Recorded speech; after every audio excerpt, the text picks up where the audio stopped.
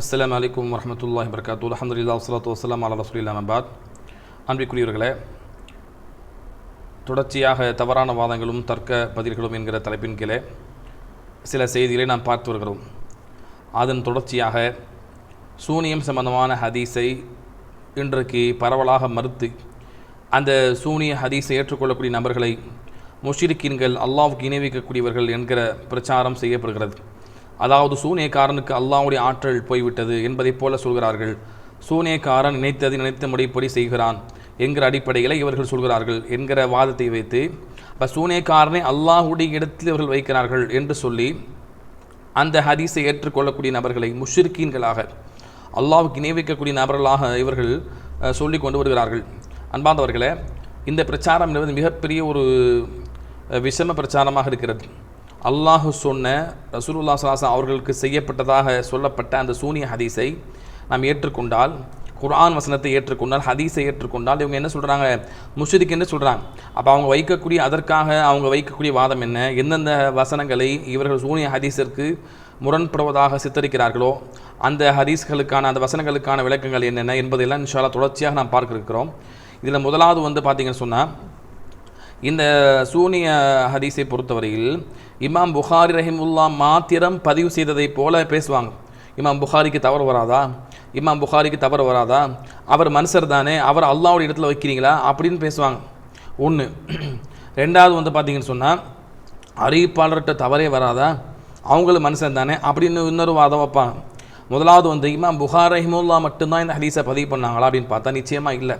கிட்டத்தட்ட 8-9க்கும் மேற்பட்ட அறிஞர்கள் மூலமாக இந்த ஹதீஸ் பதிவு செய்யப்பட்டிருக்கு. இப்னு ஹிப்பான், அதே அபு தாவூத், இப்னு மாஜா, நசாயி, முஸ்லீம் போன்ற நிறைய அறிஞர் என்ன பண்ணியிருக்கிறாங்கன்னு சொன்னால் இந்த ஹதீஸை பதிவு செஞ்சுருக்கிறாங்க. அப்போ இமாம் புகாரி ரஹிமுல்லா மாத்திரம் என்ன செய்யலை, இந்த ஹதீஸை பதிவு செய்யலை என்பதை முதலாவது நம்ம புரிந்து கொள்ளணும்.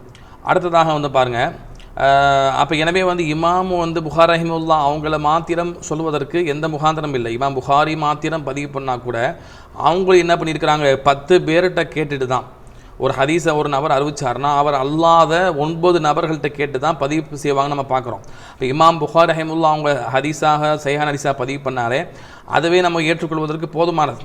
இன்னும் சொல்ல போனால் இமாம் புகாரி ரஹிமுல்லா அவங்க மற்றவங்க யாரும் இடாத நிபந்தனை இடுவாங்கன்னு பார்க்குறோம். அதாவது யார்கிட்ட இருந்து அவர் கேட்டாரோ அந்த அறிவிப்பாளர் அவருடைய காலத்தில் வாழ்ந்த சம்பவத்தை, செய்தியை சொல்லி உண்மைப்படுத்த வேண்டும். இப்படி நிறைய என்ன செய்கிறாங்க, இமாம் புகாரி ரஹிமஹுல்லா நிபந்தனையிட்டு மற்றவங்களை விட மேலதிகமாக நிபந்தனையிட்டு ஹதீஸை பாதுகாத்தாங்க நம்ம பார்க்குறோம். அப்போ இமாம் புகாரி ரஹிமஹுல்லா அவங்களுக்கு தவறு வருமா என்று கேட்பது, அப்போ அவங்க இவ்வளவு நிபந்தனையிட்டு 10 பேர்கிட்ட கேட்டு பதிவு பண்ணியிருக்கும் பொழுது அனைத்து நபர்களையும் அதே போல் மற்ற அறிஞர்களும் அதை பதிவு பண்ணியிருக்காங்களா இல்லையா? எல்லாரும் என்ன செய்வாங்க, தவறாக செஞ்சுருவாங்க. இட்டுக்கட்டி சொல்லக்கூடிய நபர் நல்ல அறிவிப்பாளருடைய வரிசையில் நுழைந்து இட்டுக்கட்டி சொல்லுவார் என்று இவங்க என்ன செய்கிறாங்க, சாத்தியப்படாத கற்பனையான, முற்றிலும் கற்பனையிலும் மிக மிக மோசமான கற்பனையான அந்த செய்தியை சொல்கிறாங்க. அப்போ எல்லா இமாம்களையும் தாண்டி ஒரு ஹதீஸை ஒரு நபர் இட்டுக்கட்டி சொல்வார், எந்த அறிஞர்களும் அவரை கண்டுபிடிச்சிருக்க மாட்டாங்கன்னு சொன்னால் எவ்வளோ பெரிய ஆச்சரியமான விஷயமா இருக்குது. இவங்க யாருக்கு சொல்கிறாங்களோ அந்த மக்கள் அவ்வளவு அதாவது எந்த ஒரு நாலேஜ் இல்லாத மக்களாக இருக்காங்கன்னு நம்ம பார்க்குறோம். ஏன்னு சொன்னால் இந்த அறிவிப்பாளர் வரிசையை பொறுத்த வரைக்கும் கிட்டத்தட்ட பல அறிஞர்கள் அப்படி இருக்கிறாங்க. அறிவிப்பாளருடைய ஒவ்வொரு தராதரத்தையும் பிரித்து அறிஞ்சு அந்த அறிவிப்பாளர் சம்பந்தமாக யார் என்ன சொன்னாங்க, அது எது சரியான கருத்து என்பதையெல்லாம் பிரித்து அறிஞ்சிருக்கிறாங்க. என்ன சொல்ல போனால் சில அறிவிப்பாளர் பேரில் கிதாபுகளே போட்டிருக்கிறாங்க. அப்போ அன்பார்ந்தவர்கள் இப்படியெல்லாம் அறிவிப்பாளரை பற்றி தீர விசாரிக்கப்பட்டு எழுதப்பட்டிருக்கும் பொழுது இத்தனை இமாம்கள் பதிவு பண்ண செய்தியை இத்தனை இமாம்கள் யாராவது இட்டுக்கட்டி சொல்லி அதை கண்டுபிடிக்காமல் போயிட்டாங்கன்னு சொன்னால் அப்போ ஹதீஸை கேலி குத்தாச்சு.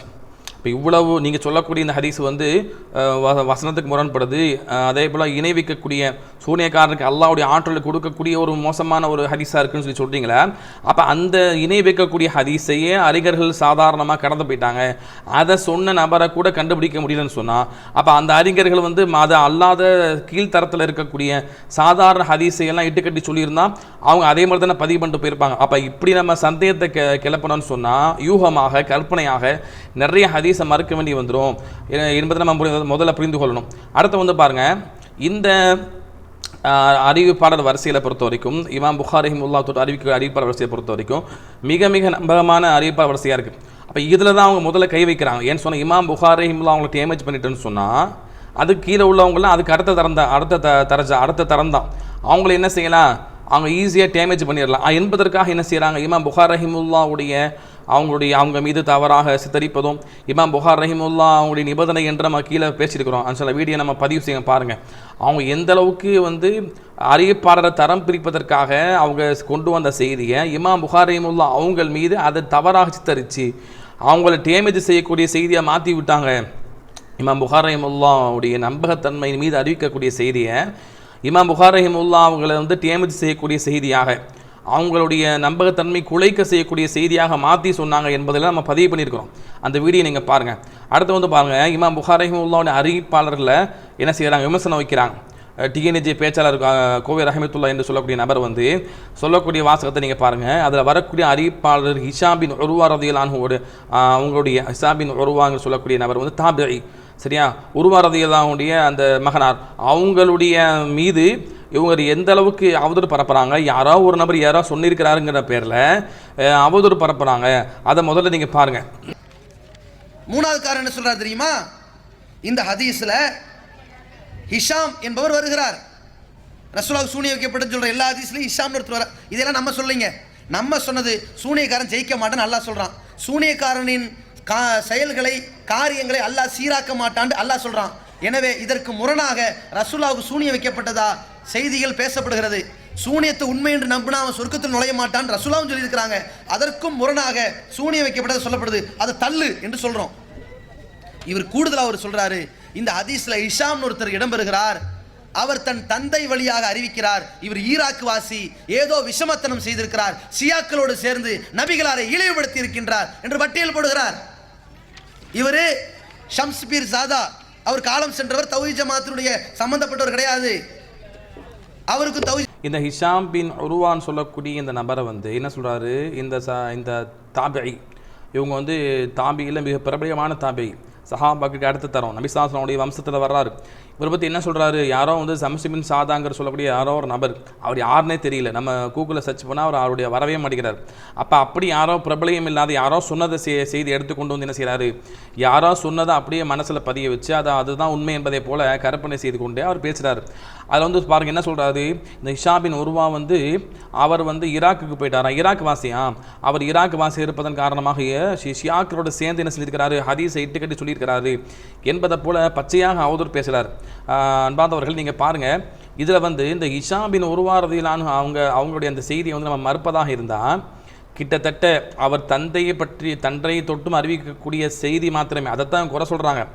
அவர் தந்தையை தொட்டு மட்டும் அறிவிக்கக்கூடிய செய்தியை பொறுத்த வரைக்கும் இமாம் அலி இப்னுல் மதனின்னு சொல்லக்கூடிய இமாம் சொல்கிறாங்க, கிட்டத்தட்ட அவர் 400 ஹதீஸ் அறிவிச்சிருக்கிறாரு அப்படின்னு சொல்கிறாங்க. அப்போ இந்த 400 ஹதீஸை நீங்கள் மறுக்க வேண்டி வந்துடும்.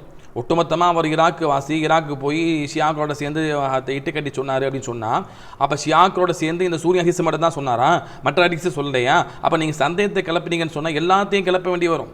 எல்லா இமாம்களும் ஒரு இட்டுக்கட்டி சொன்னவரை அறியாமல் பதிவு பண்ணிட்டாங்கன்னா அப்போ அந்த இமாம்கள்ட்ட ஹதீஸை எடுக்கக்கூடாது. அதான் முறையானது. ஒரு இட்டுக்கட்டி சொல்லப்பட்ட நீங்கள் உங்களுடைய பார்வையில் சூனியா ஹதீஸ் என்பது மிகப்பெரிய ஒரு ஷிர்கை சொல்லக்கூடிய இடைவைப்பை வைக்கக்கூடிய ஹதீஸாக இருந்தால் அப்போ அதை அறிவிச்சு அறிவிப்பாளருடைய மற்ற ஹதீஸ் ஏற்றுக்கொள்ளக்கூடாது தானே.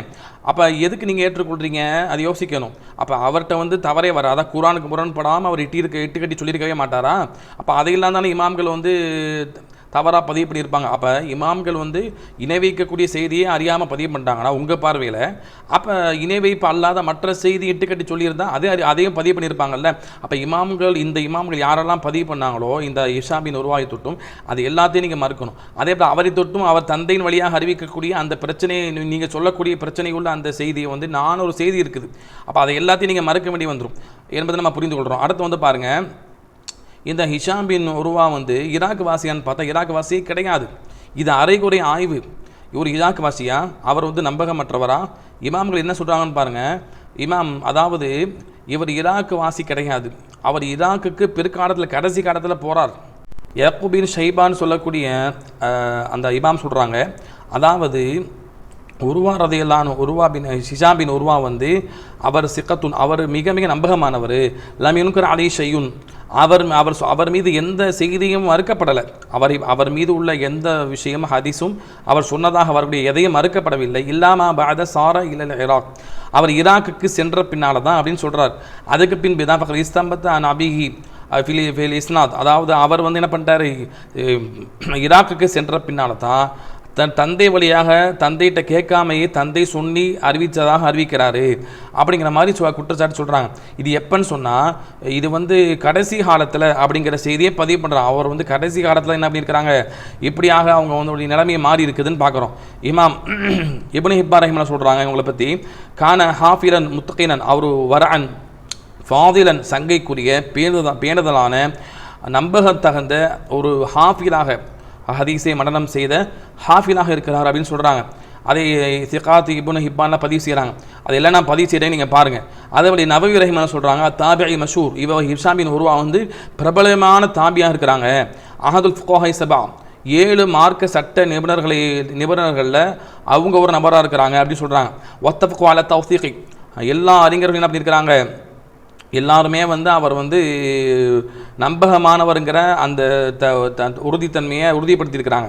அடுத்து வந்து பாருங்கள், இமாம் தஹைபி ரஹிமஹுல்லாஹ் சொல்கிறாங்க, ஹிஷாம் பின் உர்வான்னு சொல்லக்கூடிய நபர், இந்த நபரை பொறுத்தவரையில் அவர் வந்து அஹதுல் அலாமி ஹுஜ்ஜத்து இமாமின், அவர் வந்து ஆதாரம் பிடிக்க தகுந்த மிகப்பெரிய ஒரு மாமேதின்னு சொல்கிறாங்க. அடுத்து சொல்கிறாங்க, அதாவது லாக்கின் ஃபில் கிபரி தனாகாச ஹிஃபுலுஹு, என்றாலும் அவருடைய வயதான காலத்தில் தான், ஈராக்குக்கு போன காலத்தில், அவர் கடைசி காலத்துக்கு ஈராக்கு போகிறார், அந்த வயதான காலத்தில் தான் அவருடைய ஹிஃபுல், அந்த மரண சக்தி என்பது குறைபாடு ஏற்பட்டு விட்டது. நசிய பாலுல் மஹ்ஃபூலி, அவர் அவர் நசிய பால மஹ்ஃபூலி, அவர் வந்து மரணம் செய்த சிலதை மறந்து விட்டார் சொல்கிறாங்க. இது யதார்த்தம் அவங்க சொல்லிவிட்டு சொல்கிறாங்க, மனுஷனுக்கு வந்து இப்படியான மறதி வரத்தானே செய்யும், வராமல் இருக்குமா அப்படின்னு சொல்கிறாங்க. இமாம் தஹபி ரஹிமஹுல்லாஹ் தொடர்ந்து சொல்கிறாங்க பாருங்கள். அதே போல் வந்து பார்த்தீங்கன்னு சொன்னால் இவங்க மட்டுமா எப்படி இருந்தாங்க, நம்பகமான எத்தனையோ அறிவிப்பாளர்கள் மூத்தவர்கள், அவங்க ஷுஅபா வக்கீ போன்றவர்கள் எல்லாம் இப்படி தான் இருந்தாங்க கடைசி காலத்தில் வந்து மனத சக்தி என்பது குறைபாடு வரத்தான் செய்யும் என்பதை போல தெளிவாக சொல்கிறாங்க. இப்போ ஹிஷாம் ஷேகுல் இஸ்லாம், ஹிஷாம் ரதியலான், ஹிஷாம் பின் உர்வா ரதியலான், அவங்க ஷேகுல் இஸ்லாம், இஸ்லாத்தினுடைய தலைவர் அப்படிங்கிற அளவுக்கு அவங்கள புகழ்கிறாங்க. அப்போ அவங்கள வந்து அந்த அளவுக்கு என்ன சொல்கிறாங்க, இவங்கள்ட்ட ஏற்பட்ட அந்த குறை என்பது லா யுஅ்தபர், அது கணக்கில் எடுத்துக்கொள்ளப்படாது, அவருடைய பிற்காலத்தில் வந்து அவருக்கு ஏற்பட்ட அந்த பிழை என்பது கணக்கில் எடுத்துக்கொள்ளப்படாதுன்னு சொல்கிறாங்க. அப்போ அவங்க வந்து கடைசி காலத்தில் தான் அவங்க என்ன செய்கிறாங்க, அங்கே ஈராக்கு போகிறாங்கன்னு பார்க்குறோம். அதுக்கு பிறகு தான் என்ன செய்கிறாங்க, அவங்க சில செய்திகளாக வந்து தந்தை வழியாக வரக்கூடிய அறிவிக்கக்கூடிய செய்தியை வந்து தந்தையை அறிவிக்காமல் அறிவித்து தான் அவங்க சொல்கிறாங்க, மாற்றி மறதியில் சொல்கிறாங்கன்னு நம்ம பார்க்குறோம். அப்போ இப்படிப்பட்ட நம்பகமானவர் வந்து பிற்காலத்தில் வந்து அவருக்கு இது மாதிரி மறதி ஏற்பட்டால் ஒட்டுமொத்தமாக அவங்க ஒதுக்க மாட்டாங்க, பின்னால் எதில் பிரச்சனை இருக்குதோ அதை தான் என்ன செய்வாங்க, அறிஞர்கள் வந்து ஒதுக்குவாங்க அப்படின்னு நம்ம பார்க்குறோம். அப்போ அன்பார்ந்தவர்களை, இவங்க என்ன செய்கிறாங்கன்னு சொன்னால் ஒட்டுமொத்தமாக இவர் ஈராக்கு வாசியில் அது ஈராக்கில் இருக்கக்கூடிய ஷியாக்களோடு சேர்ந்து தான் என்ன பண்ணாராம், இந்த ஹதீஸ் ரசூலா இட்டுக்கட்டி சொன்னாராம். இப்படியெல்லாம் அவதூறு பரப்புகிறாங்களே அவங்க, இவங்களாம் இந்த இப்போ நம்ம சொன்ன இமாம்கள் இவரை பற்றி சொன்ன இதை எடுத்து பார்க்க மாட்டாங்களா? அப்போ ஏன்னு சொன்னால் இவங்களுக்கு வந்து எடுத்து பார்க்க மாட்டாங்களாம் கிடையாது, இவங்க ஒன்று உருவாக்கிட்டாங்கன்னா அந்த உருவாக்கம் என்பது அதுதான் சரி என்பதை போல் மக்களுக்கு காட்டுவதற்காக என்ன செய்வாங்க, எதையும் அவங்க மறைப்பாங்க என்பதை நம்ம பார்க்குறோம். இனிமே வந்து வரக்கூடிய காலங்களில் இந்த சூனிய சம்பந்தமான அந்த விஷயங்களில் என்னென்ன பித்தலாட்டம் பண்ணியிருக்கிறாங்க, வசனங்களை தேவையில்லாமல் வந்து ஹதீஸுக்கு குர்ஆனுக்கு மோத விட்டுருக்கிறாங்க என்பதெல்லாம் தொடர்ச்சி நம்ம பார்ப்போம். அல்லாஹ் ரப்பல் ஆலமீன் சொல்லப்பட்ட விஷயங்களை நன்கு புரிந்து கொண்டு ஹதீஸ் பாதுகாக்கப்பட்டது. அறிஞர்கள் எல்லாம் சாதாரணமானவங்க கிடையாது, எல்லாருமே வந்து அறிவிப்பாளர் வந்து தரம் பிரித்து வாழ்க்கையை அர்ப்பணம் செய்து ஹதீஸை பாதுகாத்திருக்கிறாங்க. சர்வசாதாரணமாக நாம தவறாக விளங்கிவிட்டு இப்படியெல்லாம் அவதூறு பேசும்பொழுது ஹதீஸுக்கு நிகராக, ஹதீஸுக்கு எதிராக நம்ம என்ன செஞ்சுருவோம், தேவையில்லாத குழப்பங்களை ஏற்படுத்தி விட்டு ஹதீஸையே மறுக்க வேண்டிய நிலைமைக்கு தள்ளப்பட்டு விடும். எனவே அல்லாஹ் ரப்பல் ஆலமீன் இப்படிப்பட்ட வீண் சந்தேகங்களை விட்டும் அந்த சந்தேகத்தை கிளப்பக்கூடிய மக்களை விட்டும் பாதுகாப்பானாக, மார்க்கத்தை தெளிவாக அறிந்து புரிந்து செயல்படக்கூடிய மக்களாகுவதற்கு உதவி செய்வானாக. அஸ்ஸலாமு அலைக்கும் வரஹ்மத்துல்லாஹி வபரகாத்துஹு.